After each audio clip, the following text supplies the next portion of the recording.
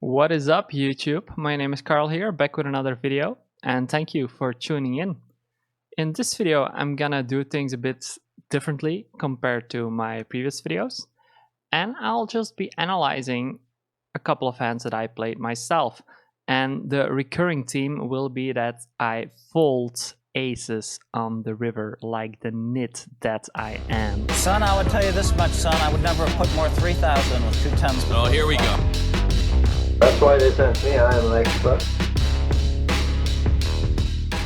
So some of these spots might seem obvious to some of you, but just try to think about the range that we arrive with on the turn and on the river, and try to think about the strategy of your range instead of focusing on aces that might be obvious folds to some of you, might be close folds.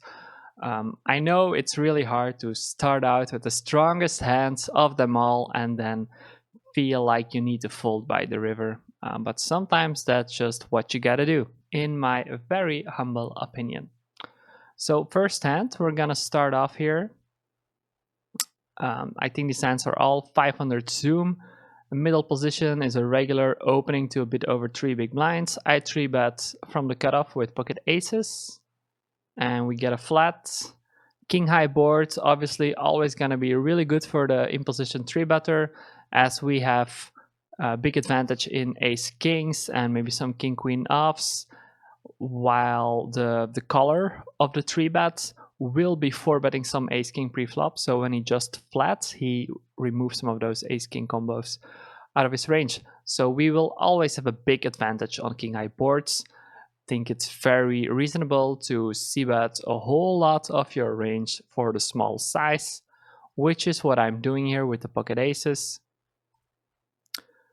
We get a call, and then on the queen of clubs, I'm still really excited holding my pocket aces here. Sure, we lose to a couple of combos of king queen suited here, but villain still needs to call down with so many worse hands.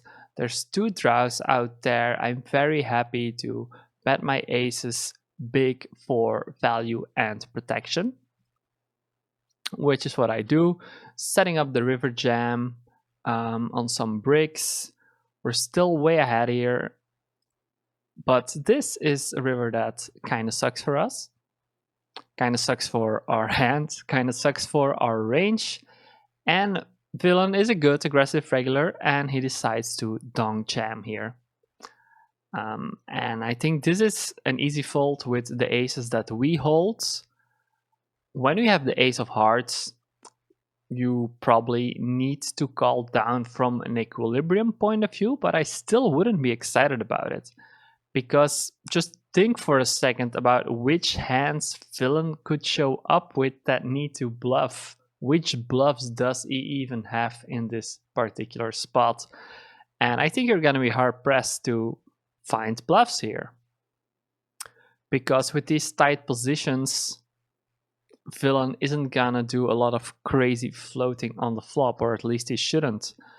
So it's just so freaking hard for him to show up with a bluff here that likely even pocket aces with a heart is gonna be a fold in real games, while it would be a good bluff catch versus a solver, so in a GTO equilibrium. So I think his jam is good. He's probably allowed to have a jamming range here, but on the other hand, if I really think about the spot, it's gonna be so hard for me to find a bluff in his range.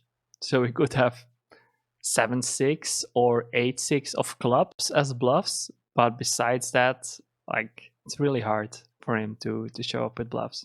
He needs to bluff with a hand like king 10 suited or something like that. So king 10 of diamonds would need to bluff jam here. So yeah. Anyways, easy fold with the aces. It's just an unfortunate run out for us. While we were doing so well pre-flop, on the flop, and on the turn, the river just sucks, but that's fine. We can do equally well on every single river. We're gonna be totally crushing him on many rivers, and some, especially the flush completing ones, are just gonna be unfortunate for our hands and our range. So similar spot here. Again, middle position opening. I don't really remember if this is a regular or a weaker player. His name doesn't really ring a bell, so I'm assuming it's either a new regular or just a weaker player. So he or she opens middle position. I 3-bet from the cutoff with pocket aces. And we get this atrocious flop. Yeah, it's just a bad flop for the 3-better. It connects really well with the pre-flop caller versus the 3-better. So the 3-better, the bulk of the strength of his range is always going to be composed out of ace-king and then a bunch of overpairs. So on boards where the value of those hands is drastically weakened, the 3-better tends to do a bit worse, as he does on a very connected board like this. So I think at equilibrium there's going to be a bunch of checkbacks with overpairs on this board. We can't go too crazy c-betting here. But I still decided to go for the small c-bet here. When I think it's a weaker player, it's just maybe the easier way to play the hand for me. So small c-bet, get a call. The king turn, we're happy about that. Our hand is still strong. Villain should fast play some of his stronger hands on the flop, so when he just check calls a small bet, I feel pretty good about my hand. The king doesn't complete any draws, so we're going to continue to barrel here for value and protection. We get that check call. 6 river really sucks for us. Villain leads. Again, it's going to be hard for him to show up with enough bluffs. Sure, there's some missed flush draws, but there's so many stronger hands he can also have, so I think it is going to be hard for him to show up with enough bluffs. And I think we fold our aces here. And that's what I'm gonna do. So because of the missed flush draw and because of it being possibly a weaker player, there might be more potential bluffs out there, and this fold might be less easy than the previous hand, but I still think it's the correct play. Moving on, different kind of hand here. So we open on the button, get a flat from the regular in the big blind, chaps 1988. King 5-4, a good board for us. We're gonna be doing a bunch of c-betting. I like c-betting high frequency, small size here, so I'm gonna do that with my pocket aces. And chaps goes for the check raise. So like I mentioned, it's a good aggressive regular in the blinds, and he will be attacking my high frequency small c-bet with a wide variety of hands. So might even have a hand like King 10 for value. And he has a bunch of 2 pairs, he has a bunch of flush draws, backdoor flush draws, open-enders, gut shots. Is just gonna be attacking this board and this small c-bet very often. But my default play is still gonna be to flat a whole lot in position and play a turn and a river. So the 8 of clubs completes one very obvious draw, the 7-6, of which chaps will likely have the offsuit combos, as I'm raising small on the button, so it's likely that he's flatting those in the big blind, and that's going to be a very good check raise on the flop. So on an 8, 6, 7, 2, 3, those kind of cards, I think chaps should bet big on the turn with the hands that he wants to barrel the turn with. So he does that, he goes for a small overbet. Now, I don't think he takes this line with his bare top pairs that he check raised the flop with. So we're going to be seeing a range that's a bit more polarized for value here. So expecting 2 pair plus and a bunch of bluffs. So our aces is behind his value range, but we can still improve versus it on the river. And yeah, we can be folding aces here. That would be crazy. And then the 3 of spades completes even more draws, completes all the flush draws, and he switches to the 1/3 pot bet, which I think is fine.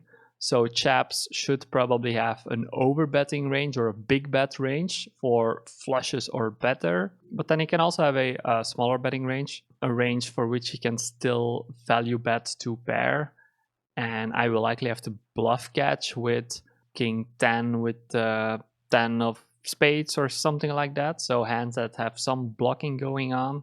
So you'd rather bluff catch with King 10 here than with pocket aces, even though aces is stronger objectively, like in a strict sense. I'm forgetting the right word, but aces is a stronger hand, but King 10 is a better bluff catcher, as we block some of the value combos villain might have. So we will be bluff catching with some hands that block a flush or block some pair on the board.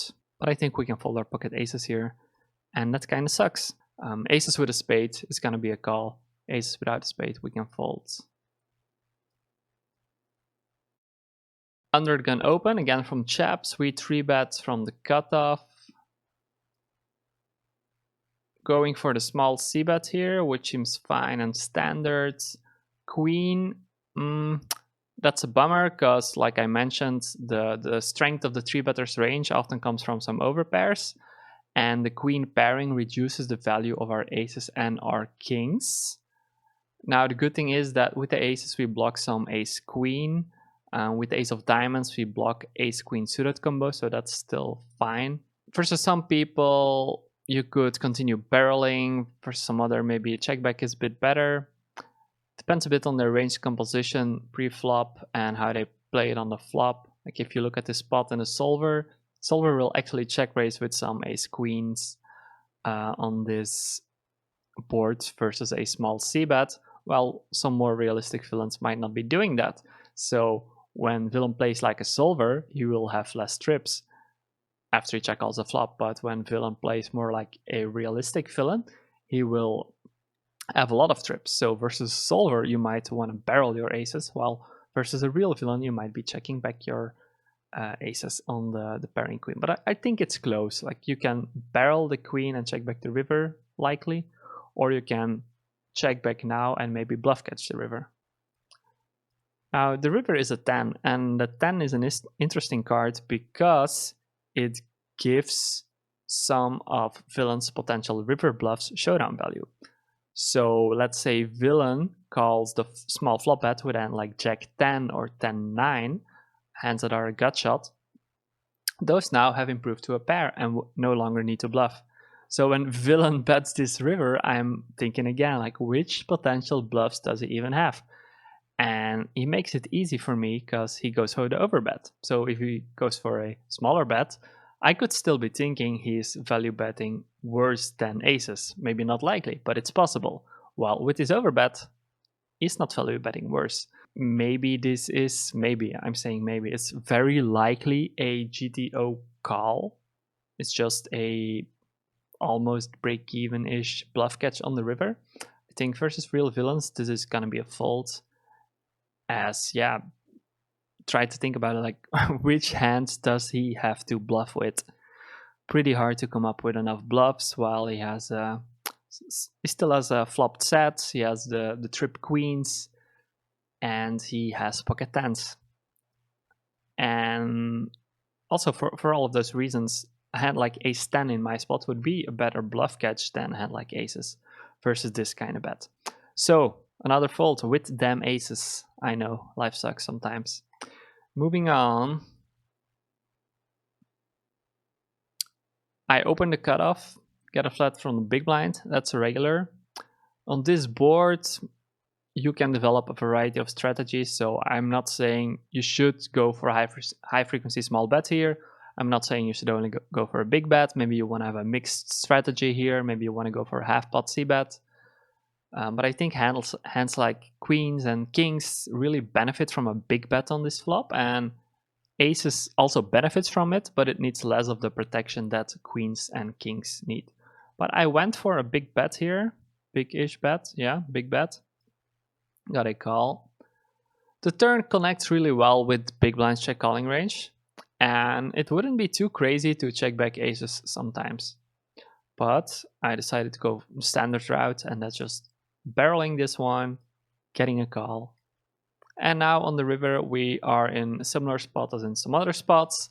Villain is gonna lead into us, and I'm just thinking, which bluffs does he even have? So he's leading for a small size, inducing me to call. He's also leading into a completely uncapped range. So I will have sixes, I will have tens, and I will have queen 10. So my range is very protected, and still villain leads into me. I think this is a spot where we can try to find a fold. Now, if after this video I see a lot more more of these plays, I might be more inclined to call, guys, or not. I don't know which level I'm gonna be on. Probably no level, because I try not to care about those things, but you never know. I might get a bit carried away and go with the flow and go with my gut. An additional bad point about our hand is that we have the ace of hearts. So villain could easily check all twice with a bare nut flush draw and then bluff with that hand on the river. So when we hold the ace of hearts, that removes some of those kind of bluffs that he could show up with. So liking my fold here. Villain's play is not really a thing at solver equilibrium, I think, because my range is so uncapped, because I have sixes, because I have tens, because I have queen 10. I don't think it's a thing, but there could be exploitative reasons for him to do so. So whether it's good or bad, I don't really know, but like it's not too outrageous of a play, but I don't think it's a thing at equilibrium. And before we go to the next hand, I should briefly mention that I'm still selling these super cool t-shirts. And we now also have hoodies that apparently are super duper comfy. And I have a cool story and shout out regarding this. So Henning Andre was one of the couple of people who bought the new hoodie that I'm selling on Etsy, and that kind of looks like this. So someone messaged me to ask if I would also have hoodies with my logo, so I designed this one. And okay, that doesn't really look good in green, so probably not buy it in green, but the other colors are looking pretty fly, if I do say so myself. So the thing is, with the t-shirts, I have ordered plenty of samples, like this one, to check out the quality, and I was very pleased with it. But with the hoodies, I don't have any of those myself, so it was a bit scary to see what the quality was like. So Henning Andre ordered one of those, so I messaged him to see if he received the order and to ask him how comfy and good the quality was of the hoodie. So this is what he had to say. The hoodie is so comfy and the t-shirt make all my friends jealous. I will try to have them on me during today's Sunday session. Must bring luck, right? Well, the funny thing is that a couple of days later he messaged me on Twitter and mentioned that it did in fact bring him some run good, and he finished third in the Sunday Million, winning 55k, sporting that super chill, super comfy, super fear-inducing at the live tables. My name is Carl. Etsy, good stuff. I gotta say, this is not gonna be a real moneymaker, but it's still cool to have some people sport that My Name is Carl merch, and I kind of enjoy thinking about concepts, and I'm working together with my uncle who's a graphical designer, and he made some of these logos. I thought this one was pretty clever, but that might just be me. Anyways, back to the hands. Again, opening aces from the cutoff, getting a flat from the big blinds. So this is the same villain that I wasn't sure of whether he was a weaker player or a regular. So he's not full stacked here, so I'm gonna assume he's a weaker player. So the 10-9, 3 flush draw kind of board, that's one where you likely want to start off on. That's one where you likely want to start with a big c-bet on the flop. So doing that with the aces, getting a call. 7 connects with big blind's calling range, but still pretty favorable for us. Aces is still going to be a strong value bet. Might even still be overbet worthy on the 7. Now, if the turn was an 8 or a jack, we couldn't be overbetting our aces. But I think on the 7, maybe we can still consider an overbet. But we barrel. We get another check call. And the 8 of spades. You guessed it. We're getting a lot into on this spot where, again, it's so outrageously hard to come up with a bluff. So aces is going to be an easy fold here. And that's what I do. Okay, so another 3-bet spot. Middle position opens. We 3-bet from the button. Oh, and we get a cold call in the big blind. Oh yeah, now I remember this hand. So I don't really know what the solution is here. It's just checked to me. Likely I shouldn't be betting, but I just figured if I go for a small bet, I might in the field and might make the hand easier to play for me. So I just went for this. We get a call. We get 2 calls, and then on the spade we're just toast. So one of them is gonna bet, and we're gonna fold. Next up, opening from the button, getting a flat from the big blind. I think it's a good aggressive regular. We're slightly deeper. So on these lower connected boards, if you look at these spots in a GTO solver, you will see that there is a lot of checking back with some of the higher overpairs. So aces and kings are gonna be checked back a lot here. 9s and 10s might do a bit more betting. So our hand is obviously still strong on the flop, but there's gonna be many runouts where our overpair is kind of reduced to a bluff catcher, or yeah, just a hand that can't get value anymore. So versus some worse players, you just might be inclined to bet it on the flop and on the turn and maybe check back a brick river. No, maybe check back draw completing river and barrel a brick river for value.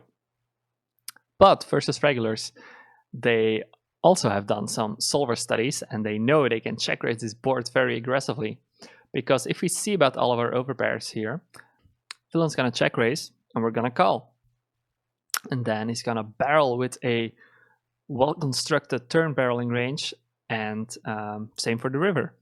And there's gonna be a lot of turn and river combos that are just really bad for our hand, giving villain more straights and 2 pairs, and our aces will just be in a very tough spot. The solver likes to slow play aces in that way and check them back on the flop, I think for those reasons, but also just to protect that check back range. So on this board, we will have a bunch of overcards that just whiff the flop, and we can be c-betting all of them, or we would be bluffing too often. So solver likes to check back some of those king-queen kind of hands, and also have some overpairs in the check back range to still show up with strong hands after we check back and our king-queen doesn't improve, for example. So I do go for the check back, and villain checks to me on the queen.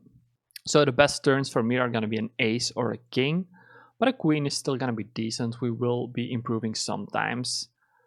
So I go for the delayed c-bet with my aces, which is kind of my standard play, but I also don't think it's too outrageous to go for another check back, especially versus a good aggressive regular. So versus someone who's a bit weak in this line, who would a big blind that would probe all his strong hands, then we're free to bet our aces on the turn. But some trickier, better regulars, they might take a line like this and go for a big turn check raise, which is a very fine line to have. He wants to protect that checking range very aggressively. With our aces, we will still have an obvious call and likely have to call down on brick rivers. But we do not see a brick river, and again, hard for me to find enough bluffs in villain's range. We also have the ace of hearts, which is kind of a bad card to have here on the river. And just so many of his hands improve to a straight or 2 pair, or were already stronger than my aces. So gotta find the fault here.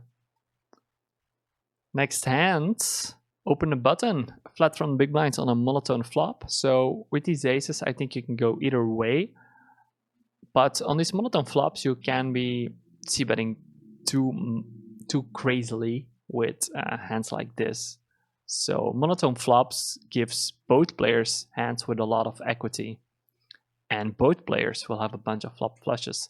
So you could be thinking that with aces you want to get protection, but you don't really get protection on the flop. Okay, so maybe you're thinking I want to get value, but you can't go too crazy barreling for protection and value either, because with every bet that goes in, villain's range gets stronger, and you might be isolating yourself versus too strong of a range. So I think monotone flops are actually pretty hard to play, and sometimes I just play them a bit lazily, but I think a check back with aces here is pretty decent, so I'm gonna do that. And then on the turn, villain leads with a pot bet. So likely he doesn't really have too many value hands here that I beat.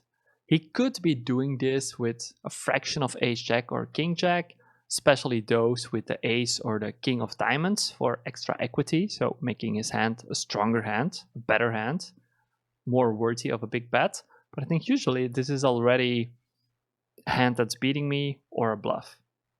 I think if he has king-jack, he's often gonna be leading a bit smaller than a pot-sized bet, but maybe he has a interesting strategy or his own reasons to go for a big bet here. I don't really know. But yeah, with the aces, can't be folding just yet, so I'm gonna be calling. And then on the 7, completing the 9-8, completing the 6-5, villain goes for the overbet, almost 2 times pot. And we're gonna be folding our aces. So bluff catches we'll be looking for.